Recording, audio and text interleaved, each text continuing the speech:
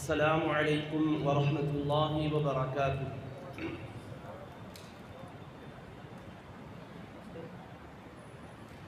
الحمد للہ رب العالمین والصلاة والسلام علی حبیبہ سید الانبیاء واشرف المرسلین وعلی آلہ الطیبین الطاہرین وأصحابه الأكرمين الأفضلين وعلى من أحبهم وتبعهم بإحسان إلى يوم الدين، أما بعد، فقال الله سبحانه وتعالى في كلامه العظيم: أعوذ بالله من الشيطان الرجيم، بسم الله الرحمن الرحيم، رجال لا تلهيهم تجارة ولا بيع عن ذكر الله. وقال تعالى إجلالا وإكراما لحبيبه الكريم الرؤوف الرحيم: إن الله وملائكته يصلون على النبي يا أيها الذين آمنوا صلوا عليه وسلموا تسليما. اللهم صل على سيدنا محمد وعلى آله وصحبه أفضل صلواتك وعدد معلوماتك وبارك وسلم. رونق اسٹیج انیس ملت حضرت مولانا عرفان اللہ شاہ نوری صاحب مد ظلہ العالی، حضرت مولانا عبد احمد صاحب مد ظلہ العالی، مولانا حافظ و قاری شبیر احمد صاحب حفظہ اللہ، نائب شیخ الحدیث جامعہ نظامیہ، مولانا حافظ خواجہ سیف اللہ سلمان سہروردی حفظہ اللہ، استاد جامعہ نظامیہ، مولانا حافظ غلام احمد صاحب نقشبندی حفظہ اللہ، دیگر معزز مشائخ کرام، علماء اعظام، بزرگان محترم، مکرم حاضرین و سامعین، اللہ رب العزت کا ارشاد مبارک ہے: رجال لا تلہیہم تجارۃ ولا بیع عن ذکر اللہ.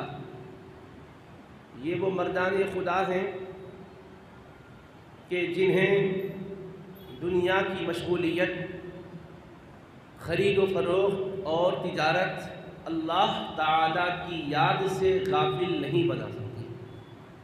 اللہ رب العزت اپنے بندوں میں ان پاک باز بندوں کی تعریف و توصیف فرما رہا ہے جو دنیا کے اندر رہتے ہوئے اپنے قلب و باطن کو اس قدر چمکا دیتے ہیں کہ ہمیشہ حق تبارک و تعالیٰ کی یاد ان کے دلوں کو آباد کر رہی ہوتی ہے.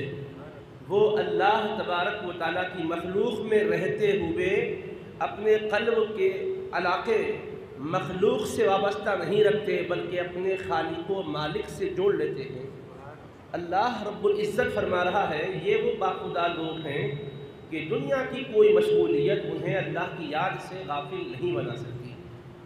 اللہ رب العزت کے اس کلام پاک کی تفسیر و ترجمانی میں ہمیں اولیاء کرام صلحاء اعظام صف اول میں نظر آتے ہیں، کیونکہ وہ حبیب پاک علیہ السلام کے صحابہ کرام اور اہل بیت اطہار سے فیوز و برکات حاصل کر کے خلق خدا کو فیوز و برکات سے مالا مال کرنے والے حضرات ہیں.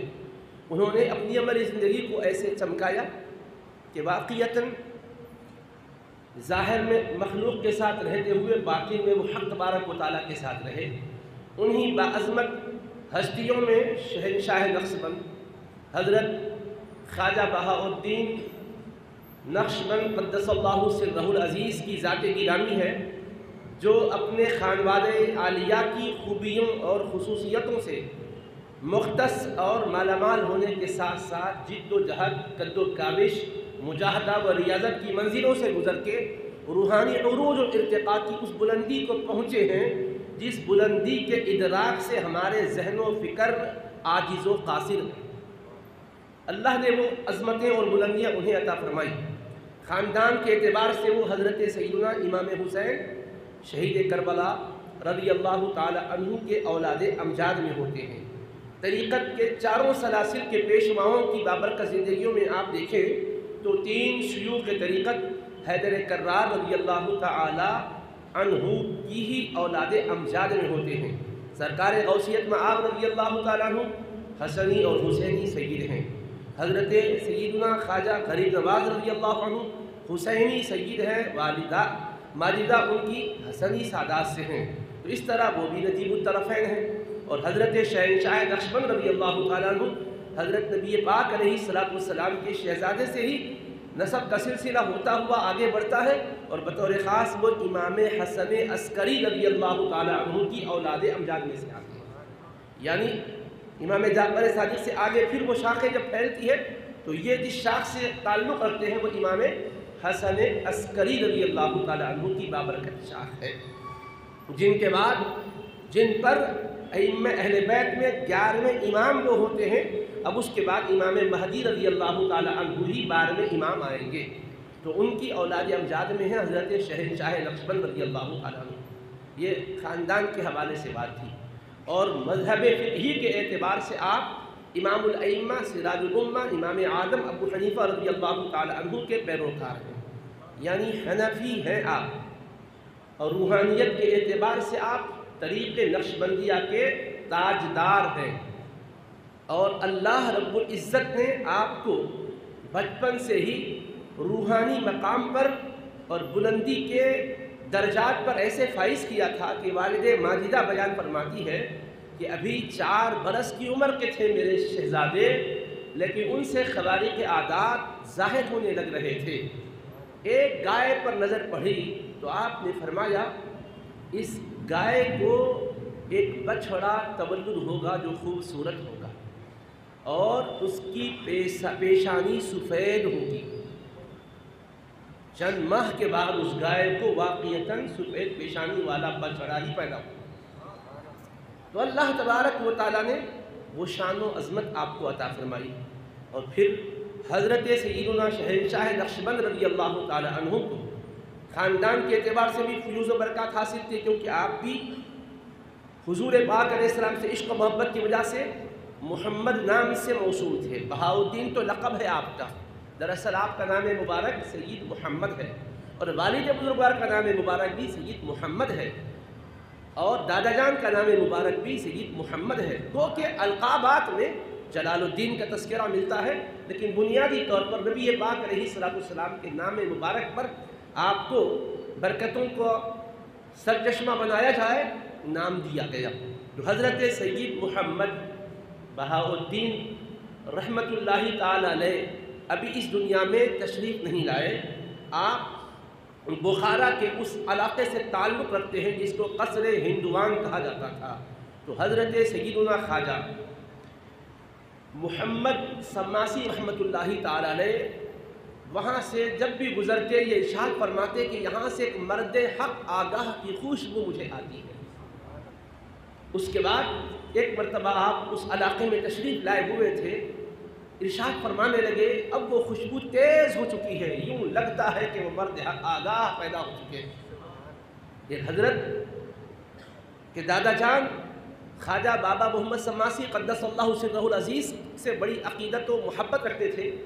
حضرت جب ان کے پاس خواجہ بابا محمد سماسی رحمۃ اللہ علیہ تشریف لائے تو امام طریقہ شاہ نقشبند کی ولادت پر 3 دن گزر چکے تھے۔ انہوں نے اپنے پوتے کو اس بزرگ کی خدمت میں پیش کیا۔ حضرت نے اپنی مبارک گود میں لے کر پیار اور الفت سے نوازتے رہے، اپنی نورانی آنکھوں سے ان پر توجہ مبذول کرتے رہے، اور نظر سے جو کچھ پلانے کی بات ہے اہل اللہ کہتے ہیں طیبہ سے منگائی جاتی ہے، سینوں میں چھپائی جاتی ہے، توحید کی میں پیالوں سے نہیں آنکھوں سے پلائی جاتی ہے۔ تو وہ ابتدائی درجے میں ہیں، ابھی تو 3 دن ان کے گزرے ہوئے ہیں، گود میں لیے ہوئے ہیں، شفقت و پیار فرما رہے ہیں، اور اس کے ساتھ ساتھ ہی نگاہوں سے کیا کیا پلا رہے ہیں وہ خدا جانے، یہ جانے۔ لیکن بہرحال یہ کہ اس کے بعد اپنے خلیفہ سے فرمانے لگے، حضرت امیر بلال قدس اللہ سرہ العزیز سے، کہ میں نے اس کو اپنی فرزندی میں لے لیا ہے، مگر وصیت تم کو کرتا ہوں جب ان کے شباب کا اور ان کی نشأت کا دور ہوگا، نشو و نما کا دور ہوگا، اور تربیت کے مرحلے سے گزرنے کا دور ہوگا تو آپ اپنی بیعت و ارادت میں لے کر ان کی تربیت کرنا جیسے میں نے تمہاری تربیت کی ہے، اور کوئی کسر باقی نہ رکھنا۔ اگر تم نے ان کی تربیت میں کوتاہی کی تو میں تمہیں معاف نہیں فرماؤں گا، ایسی تلقین کر رہے ہیں اپنے خلیفہ۔ اور واقعتاً حضرت شہنشاہ نقشبند نشو و نما پاتے رہے، روحانی برکات سے ثمرات سے مستفیض ہوتے رہے، والد بزرگوار سے بھی فیض مل رہا ہے، دادا جان سے بھی جو فیض ملنا تھا مل رہا ہے، جہاں سے جو حصہ ملنا تھا مل رہا ہے خاندان کا۔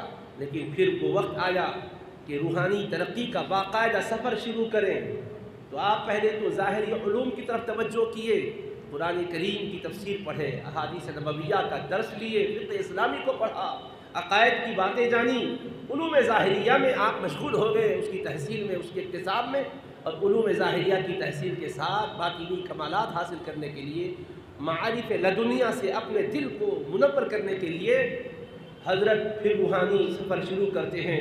تو حضرت خواجہ امیر کلال قدس اللہ سرہ العزیز سے رشتہ اصلاح وابستہ، اس رشتہ اصلاح سے وابستہ ہو جاتے ہیں، ان سے ارادت حاصل کرتے ہیں، اور وہ آپ پر محنت فرماتے ہیں، توجہ فرماتے ہیں، تلقین ذکر فرماتے ہیں۔ دیکھتے ہی دیکھتے کیفیات میں اضافہ ہی اضافہ ہوتا جا رہا ہے، عجیب کیفیات ہے، اللہ کی یاد ہے، اللہ کی طرف دھیان اور توجہ ہے۔ اب اللہ کا پاکیزہ ولی جب اپنی خاص نگرانی میں اپنے شیخ کی وصیت کی تعمیر میں جب توجہ فرما رہا ہو تو پھر کتنی بڑی کرم نوازی نہیں ہوگی۔ اور کسی بھی شخصیت کے کامل و اکمل ہونے کے لیے تین طرف سے توجہات کا ہونا ضروری ہے۔ ایک یہ کہ والد بھی شفیق و مہربان ہو، دوسرے یہ کہ مرشد بھی شفیق و مہربان ہو، تیسرے یہ کہ استاذ بھی شفیق و مہربان ہو۔ تو والد بھی کمال والے اور شفقت و مہربانی کرنے والے، استاذ بھی کمال والے، شفقت و مہربانی کرنے والے، پیر بھی کمال والے اور شفقت و مہربانی کرنے والے۔ تو ظاہر سی ہے کہ تینوں کی شفقتیں اور تینوں کے کمال کو جب انسان پاتا ہے تو وہ کامل ہی نہیں اکمل بنتا ہے، وہ مقتدائے زمانہ بنتا ہے، وقت کا امام بنتا ہے، وہ روحانیت کا تاجدار بنتا ہے۔ تو شہنشاہ نقشبند کو ان کے شیخ توجہ سے نوازتے جا رہے ہیں، اور ایسا نہیں کہ رسمی کوئی بات ہم کہہ رہے ہیں، بلکہ واقعتاً کثافتوں سے نکال کر روحانیت میں وہ ترقی دلاتے جا رہے ہیں۔ ایک موقع پر خود ہی فرمانے لگے، بابا اب آپ کا حال یہ ہے کہ آپ کا مرغ بیضۂ بشریت سے نکل چکا ہے، پھر بھی اس کی بلند پروازی کا عالم بھی کچھ اور ہے۔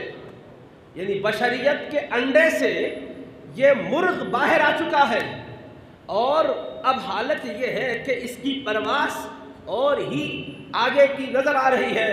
لہٰذا ترک و تاجک جہاں سے بھی خوشبو آئے دل میں بساتے چلے جانا، اور ترقی کی راہوں پر آگے بڑھتے چلے جانا۔ یہ ہے ترقی کی طرف پہنچانے والوں کے جذبات اور محنت، پھر اس کے ساتھ نیک توقعات۔ تو حضرت شہنشاہ نقشبند ترقی کی راہوں پر چلتے رہے، اور پھر وہ قرب فرائض و نوافل کے ذریعے سے اتنے بلند مقام پر پہنچے جس کا صحیح بخاری شریف میں تذکر آتا ہے۔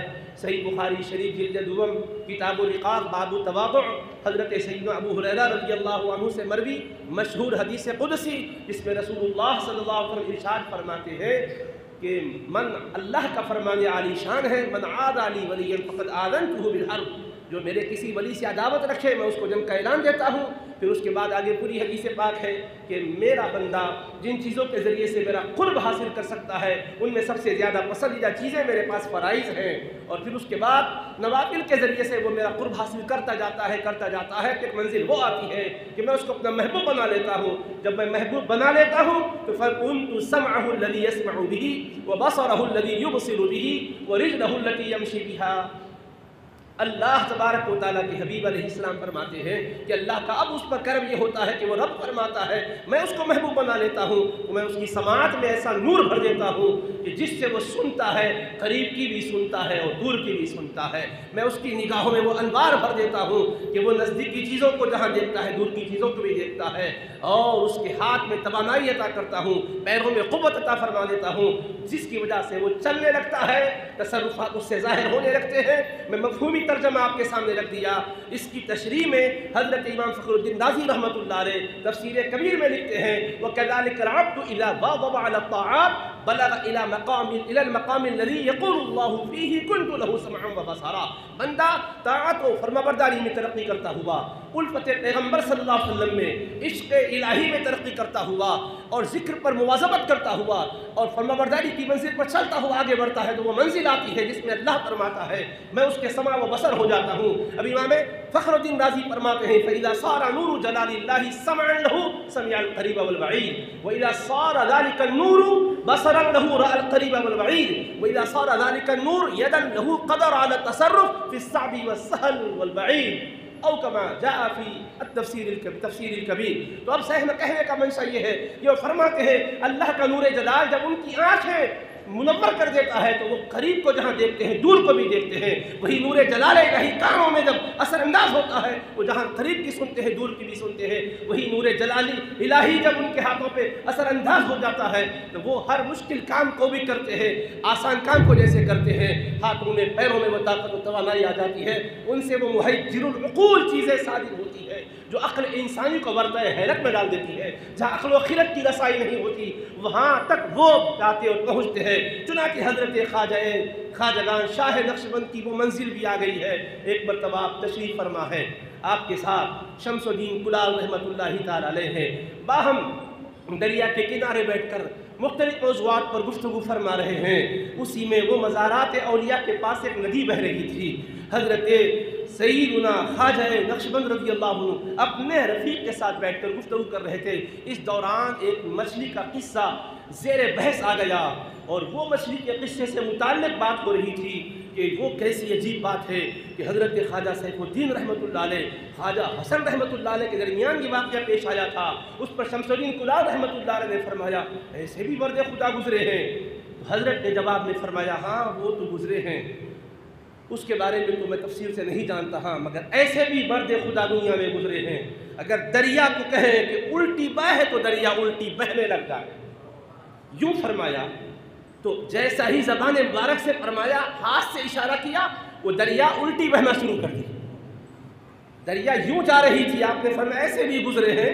اگر دریا سے کہہ دے کہ الٹی بہنا تو دریا الٹی بہنے لگ جائے جیسا آپ نے مثال کے لیے فرمایا تھا، مگر دریا اپنا ڈائریکشن چینج کر دی، رخ چینج کر دی، الٹی سمت بہنے لگ گئی. حضرت نے فرمایا تھا تجھ سے کہنا مقصود نہیں تھا، بات سمجھانا چاہ رہا تھا، اپنی روش پر چل. تو پھر دریا اپنے ہی رخ پر چلنے لگ گئی. تو یہ کیسے ہوا ہے ابھی میں حدیث بخاری سنا چکا، تفسیر کبیر سے بھی آپ کو دلیل دے چکا.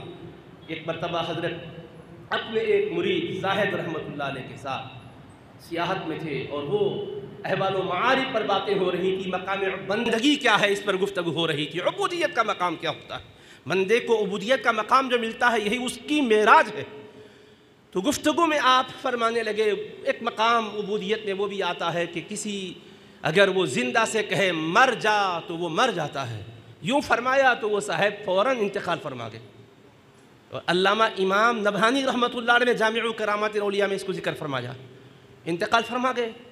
حضرت تعجب میں پڑ گئے، ارے ایک سمجھانے کے لیے میں ایک بات کہا تھا، مقام کا تذکرہ کیا تھا، یہ تو انتقال فرما گئے. اب وقت گزرتا گیا اور ان میں انتقال کی وجہ سے دھوپ کی شدت میں تبدیلیاں محسوس ہونے لگی. حضرت حیرت میں پڑھ کر سوچ رہے تھے کہ دل میں خیال آیا اسی مالک و مولا کی طرف سے، ارے وہ مقام عبودیت میں جب کہتا ہے مر جا تو مر جاتا ہے، وہ اگر یہ کہتا ہے زندہ ہو جا تو زندہ بھی تو ہو جاتا ہے.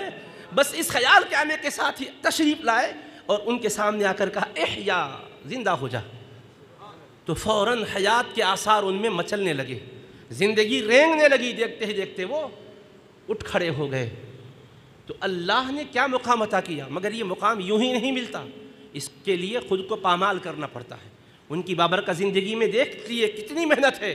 وہ فرماتے ہیں مراقبہ کس کا نام ہے، ان سے پوچھا گیا، کہا مراقبہ کا مطلب یہ ہے کہ خلق ہمیں دیکھ رہی ہے، یہ خیال کبھی نہ رہے، صرف یہ خیال رہے کہ رب ہم کو دیکھ رہا ہے، رب ہم کو دیکھ رہا ہے. اس خیال کا اتنا استحضار ہو کہ مخلوق دیکھ رہی ہے کا خیال ذہن سے محو ہو جائے.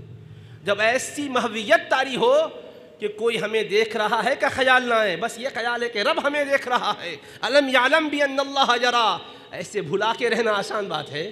کسی نے پوچھا حضرت آپ کے طریق میں خلوت ہے نہ ذکر جہری ہے، پھر آپ کے طریق کی بنیاد کس پر ہے؟ تو آپ نے ارشاد فرمایا ظاہر با خلق باطن با حق. ظاہر میں مخلوق کے ساتھ رہو، باطن میں حق کے ساتھ رہو۔ اور فرمایا ہمارا طریق قربت الوثقیٰ ہے، دستگاہ محکم ہے۔ نبی پاک علیہ الصلوۃ والسلام سے وابستگی ایسی اٹوٹ ہو کہ کوئی سنت تو ترک ہونے نہ پائے اور صحابہ کرام کے آثار کی پیروی کی جائے، اسی پر ہمارے سلسلے کی بنیاد ہے۔ ادب پر گفتگو کرتے ہوئے فرمانے لگے ادب بارگاہ الہیت کا بھی ہونا چاہیے۔ بارگاہ الوہیت کا ادب یہ ہے کہ اللہ کے کسی حکم کی کبھی تنہائی میں بھی، مجمع میں بھی خلاف ورزی نہ ہو، دن میں رات میں بھی خلاف ورزی نہ ہو۔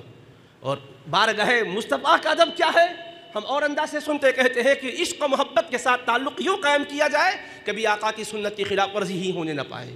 اور اولیاء کا ادب یہ ہے کہ جنہوں نے ان نعمتوں کو ہم تک پہنچایا ہے، ظاہر میں بھی اور ان کے موجود نہ رہنے کے وقت میں بھی ان کے ساتھ احترام کا پہلو رکھا جائے، سوء ادبی نہ کی جائے۔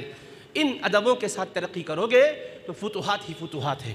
سنت پر عمل کرنے سے تھوڑے سے عمل پر جو فتوحات ملتی ہے، اس کے علاوہ میں وہ فتوحات نہیں مل سکتی۔ یوں آپ نے حبیب پاک سے امت کو جوڑا۔ اور شہنشاہ نقشبند رضی اللہ تعالیٰ عنہ کی شان، شوکت، عظمت اور رفعت، ویسے تو آپ لاکھوں بندگان خدا کو راہ سلوک پر چلا کر باکمال بناتے رہے، لیکن ساتھ ساتھ آپ نے خطاؤں پر بھی توجہ دینے کے لیے، احوال پر بھی توجہ دینے کے لیے کیسا طریقہ اپنایا ہے؟ آپ کے ایک مرید ہے شیخ قطب الدین، وہ چھوٹے تھے رحمۃ اللہ علیہ، فرماتے میں چھوٹا بچہ تھا، حضرت کی خدمت میں ایک مرتبہ حاضر تھا۔ حضرت نے فرمایا میاں کبوتر خانے سے کچھ کبوتر لاؤ۔ تو وہ کہتے ہیں میں کبوتر خانے میں گیا، کبوتروں کو لیا، اس میں سے ایک بچہ بڑا خوبصورت تھا، میں اپنے پاس رکھ لیا، باقی کبوتروں کو مطبخ میں پہنچا دیا، اور پکانے کا جو ذمہ دار تھا اس نے اس کو ذبح کیا اور پکایا گیا۔ جب وہ سب کچھ سامنے لایا گیا تو حضرت تقسیم کرنا شروع کیے، گوشت اور روٹی دے رہے ہیں لوگوں کو، ایک ایک کر کے ہر ایک کو گوشت اور روٹی دیے۔ میری باری آئی تو مجھے صرف روٹی دیے، گوشت عطا نہیں کیے۔ میں حیران ہو گیا، کیسے کبوتر ذبح ہوئے، بہترین اچھا پکوان ہوا، اور میں نے ہی تو کبوتر خانے سے کبوتروں کو پہنچایا، لیکن حال یہ ہے کہ سب کو گوشت اور روٹی عطا کیے اور مجھے صرف روٹی عطا فرمائے ہیں۔ تو میں نے حیرانگی سے حضرت کو دیکھا تو حضرت مسکرائے اور مسکرا کر فرمائے آپ نے اپنا حصہ زندہ کبوتر کے بچے کی شکل میں حاصل کر لیا ہے، اس لیے ہم نے اس میں حصہ نہیں رکھا آپ کا۔ تو وہ چونک گئے، اللہ اکبر، اتنی سی غفلت پر کیسی آپ توجہ دلا رہے ہیں۔ ایک مرتبہ ایک شخص ہوا اور حرص نے اس پر یلغار کر رکھی تھی، لیکن دل کے اندر ایک جذبہ تھا کہ اللہ والوں سے ملنا چاہیے، طریق تصوف پر چلنا چاہیے، مگر کچھ نفس کا مارا ہوا بھی تھا۔ رات میں کہیں قیام ہوا اور کسی بچے کے ساتھ بوس و کنار کیا، اور صبح حضرت کی خدمت میں آیا، آ کر حضرت سے کہا حضرت درویشوں کے راہ پر مجھے چلنا ہے، آپ اس راہ پر چلنے کے لیے تلقین فرمائیے۔ حضرت نے فرمایا غضبناک انداز میں رات معصیت میں گزارتے ہو اور ہمارے سامنے پارسائی کا اظہار کرتے ہو، تمہیں خیال نہیں آتا؟ فوراً چونک گئے، اللہ رات میں نے جو گناہ کیا تھا، اللہ نے باطنی نور ان کو ایسا عطا کیا کہ حضرت اس کو سمجھ گئے اور تلقین فرما رہے ہیں۔ تو فوراً حضرت کے ہاتھ پر توبہ کیا، فرماتے اس کے بعد میری زندگی پارسائی اور تقویٰ و طہارت سے عبارت رہی، پھر بدیوں کی طرف اور گناہوں کی طرف میں نہیں گیا۔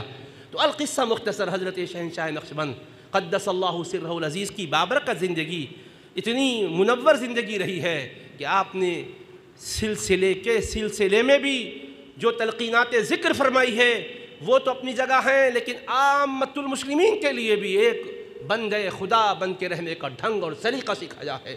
روحانی سلسلوں سے وابستگی کا مطلب صرف برکات کا حصول یا آخر میں کوئی بزرگوں کی شفاعت اور سفارش مل جائے اتنا ہی خیال نہیں ہونا چاہیے۔ بنیادی وجہ یہ ہو کہ نفس کی قدورتوں سے اپنے آپ کو نکالیں اور روحانی کائنات میں عروج و ارتقاء کی منزلیں طے کریں، اور ہاتھ یہ ہو کہ دست بکار دل بیار، ہاتھ کام کاج کرتا رہے، دل اللہ کی یاد میں مصروف رہے، خلوت در انجمن سب میں رہ کر تنہا رہنے کا مزاج بناؤ، اپنے قلب کو اللہ کی طرف متوجہ کرو۔ حضرت کی تعلیمات کے لب لباب اور خلاصے کو سمجھنا چاہے تو یہی ہے کہ بظاہر دیوانوں کی طرح رہو مگر اندر سے آشنا بن کے رہو، جاننے والے بن کر رہو۔ لوگ سمجھے تو جانے بھی نہیں کہ آپ کس باطن کی حالت میں ہیں، مگر حال یہ ہے کہ آپ کا باطن حق تعالیٰ کے ساتھ وابستہ ہو جائے، حبیب پاک کے ساتھ وابستہ ہو جائے۔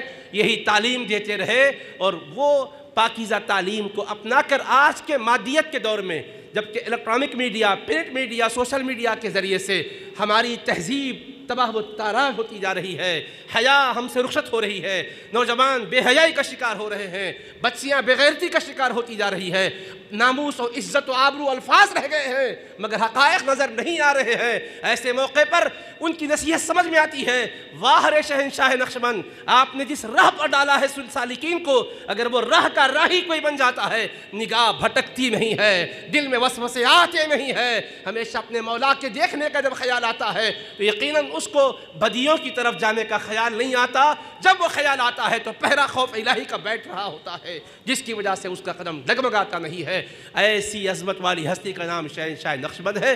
آپ نے تعلیم دی اور سلسلے کی برکات سے آج بھی کائنات کے اندر فیوزات حاصل کرنے والے حاصل کر رہے ہیں، فیوزات کی ترسیل کر رہے ہیں۔ اللہ سے میری عاجزانہ دعا ہے کہ اے مالک لوح و قلم، شہنشاہ نقشبند کی نسبت سے معنون اس بابرکت مجلس کو قبولیت عطا فرما، اور جو کچھ ہم اپنی ناقص معلومات کی روشنی میں اپنی شکستہ گفتگو کے ذریعے سے پیش کیے ہیں، یا اللہ اس کی شکستگی کو دور کر کے بارگاہ شہنشاہ نقشبند میں اس غلامی کے نذرانے کو قبولیت عطا فرما دے، اور حضرت انیس ملت جو اس طرح کے مسلسل بڑی ہی کاوشوں سے سال ہر سال سے پروگرام فرما رہے ہیں، ان کے عزائم میں اور مزید بلندیاں اور برکتیں عطا فرما۔ والسلام علیکم ورحمۃ اللہ وبرکاتہ۔